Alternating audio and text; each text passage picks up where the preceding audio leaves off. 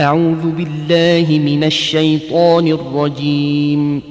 قل يا أيها الناس قد جاءكم الحق من ربكم فمن اهتدى فإنما يهتدي لنفسه ومن ضل فإنما يضل عليها وما أنا عليكم بوكيل واتبع ما يوحى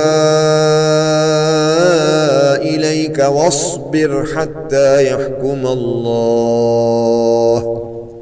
وهو خير الحاكمين.